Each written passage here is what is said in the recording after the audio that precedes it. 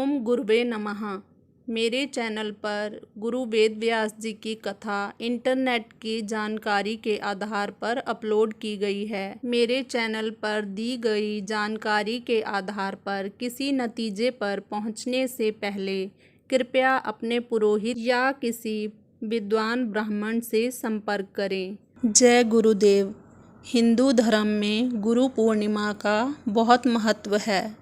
शास्त्रों के अनुसार इसी दिन महर्षि वेद व्यास जी का जन्म हुआ था। कई जगहों पर इसे आषाढ़ी पूर्णिमा भी कहते हैं। इस बार सन 2023 में गुरु पूर्णिमा का व्रत 3 जुलाई को रखा जाएगा। हिंदू धर्म में गुरुओं को देवता से भी ऊंचा दर्जा दिया गया है, इसलिए यह दिन भारतीयों के लिए बहुत खास होता है। गुरु पूर्णिमा के दिन लोग महर्षि वेद व्यास जी की पूजा करके अपने गुरुजनों का भी आशीर्वाद लेते हैं। ऐसा कहा जाता है कि इस दिन गुरुओं की पूजा करने से उनकी विशेष कृपा प्राप्त होती है। वेद व्यास जी बहुत बड़े धर्मात्मा ऋषि थे। वेद व्यास जी महाभारत लिखने वाले महान रचयिता थे। इनका पूरा नाम कृष्ण वेद व्यास था। वेद व्यास जी सांवले रंग के थे, इसलिए इनका नाम कृष्ण पड़ा। तो आइए वेद व्यास जी के जन्म की कहानी जानते हैं। एक बार की बात है, उपरिचर नाम का एक राजा था। वह बहुत बड़ा धर्मात्मा और सत्यवादी था। उसने अपने तप से देवराज इंद्र को प्रसन्न कर एक विमान और ना सूखने वाली सुंदर माला ली थी। वह माला अपने हृदय में धारण कर विमान में बैठकर आकाश में परिभ्रमण किया करता था। उसे आखेट का बहुत ज़्यादा शौक था। वह प्रायः वनों में आखेट के लिए जाया करता था। उसकी रानी का नाम गिरिका था।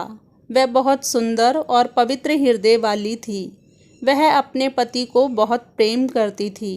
ईश्वर के प्रति उसकी बहुत बड़ी आस्था थी, इसलिए वह हमेशा भजन कीर्तन में लगी रहती थी। एक दिन गिरिका ऋतुमयी हुई। 3 दिन के पश्चात जब रानी शुद्ध हुई तो उपरिचर उसके साथ रमण करने से पूर्व ही वन में आखेट के लिए चला गया। राजा आखेट के लिए तो चला गया, किंतु उसका ध्यान रानी के साथ रमण करने की ओर लगा रहा। दोपहर का समय था। राजा वन में एक अशोक वृक्ष के नीचे बैठा हुआ था। उस समय शीतल और सुगंधित हवा चल रही थी। मृदुल स्वर में पक्षी गाना गा रहे थे। तब राजा का ध्यान रानी की ओर चला गया। वह रानी के साथ रमण के संबंध में मन ही मन सोचने लगा। राजा कामातुर हो उठा और उसका वीर्य स्खलित हो गया। राजा ने सोचा उसका वीर्य व्यर्थ नहीं जा सकता, अतः उसने अपने वीर्य को एक दोने में रखकर विमान में बैठे हुए बाज पक्षी को बुलाकर कहा, तुम इस दोने को ले जाओ, मेरी रानी को दे दो, वह इसे अपने मार्ग में धारण कर लेगी। तब दोने को मुंह में दबाकर बाज राजा के भवन की ओर उड़ चला। जैसे ही बाज यमुना नदी के ऊपर से जा रहा था, दूसरे बाज की नज़र उस पर पड़ गई। यह देख कर दूसरा बाज सोचने लगा कि यह बाज अपने मुख में कुछ खाने का सामान ले जा रहा है, क्यों ना मैं उसके मुंह से ये सामान छीन लूं। यह सोचकर बाज ने पहले बाज के ऊपर झपट्टा मारा, जिससे बाज के मुंह से दोना गिरकर यमुना नदी में बह गया। दोने में रखा वीर्य यमुना नदी में बह गया। तभी एक मछली की दृष्टि उस वीर्य पर पड़ी। उसने सोचा यह खाने की कोई वस्तु है और उसने उससे पानी के साथ निगल लिया, जिसके फलस्वरूप मछली गर्भवती हो गई। दासराज नामक मल्लाह को वह मछली शिकार में मिली।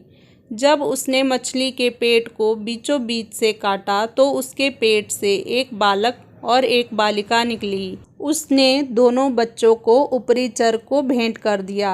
उपरिचर ने बालक को ले लिया और बालिका को दास को वापस लौटा दिया। दासराज उस बालिका को अपने घर ले जाकर उसका पालन पोषण करने लगा।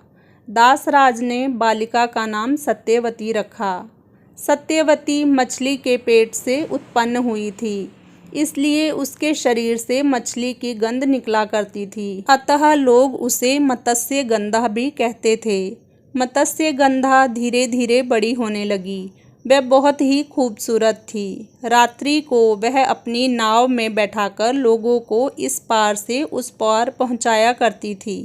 एक दिन दोपहर के समय महर्षि पराशर वहां जा पहुँचे।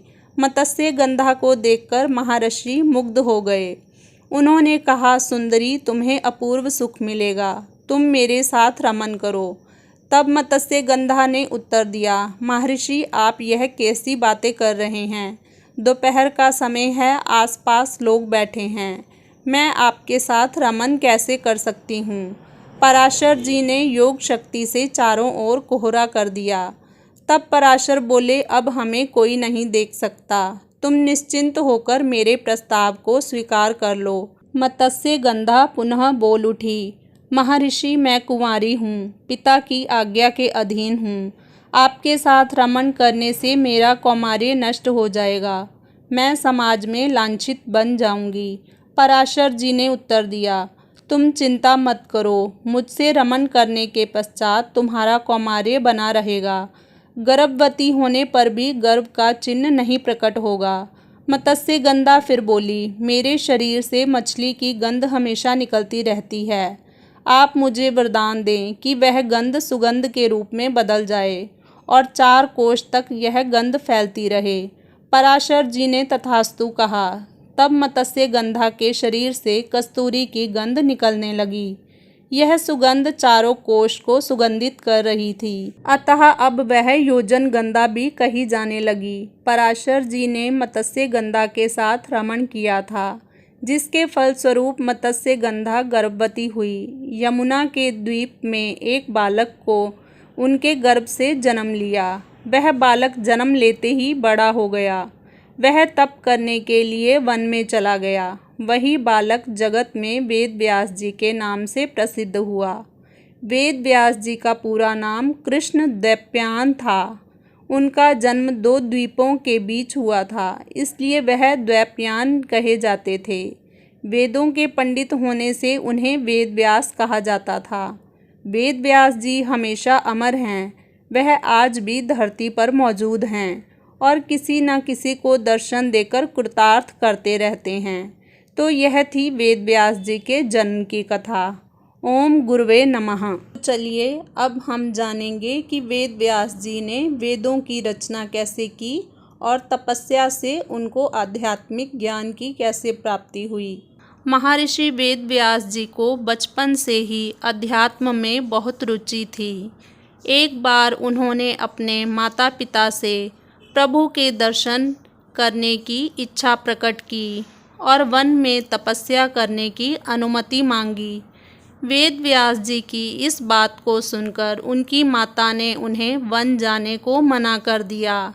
माँ की इस बात को सुनकर वेद व्यास जी वन जाने की हठ करने लगे। वेद व्यास जी के हठ करने की वजह से माता सत्यवती को उन्हें वन जाने की आज्ञा देनी पड़ी। जब वेद व्यास जी वन की ओर जा रहे थे, तब उनकी माता ने उनसे कहा कि जब तुम्हें अपने घर की याद आ जाए तो तुम वापस आ जाना। माता के इस वचन को सुनकर वेद व्यास जी वन की तरफ चल दिए। वन में जाकर वेद व्यास जी कठोर तपस्या करने लगे। भगवान के आशीर्वाद से वेद व्यास जी को संस्कृत भाषा का ज्ञान हो गया। इसके बाद उन्होंने वेद, महाभारत, 18 महापुराणों एवं ब्रह्म सूत्र की रचना की। लोगों को वेद का ज्ञान देने की वजह से आज भी इन्हें गुरु पूर्णिमा के दिन प्रथम गुरु के रूप में याद किया जाता है। तो ये थी वेद व्यास जी के जन्म की पौराणिक कथा। ओम गुरुवे नमः।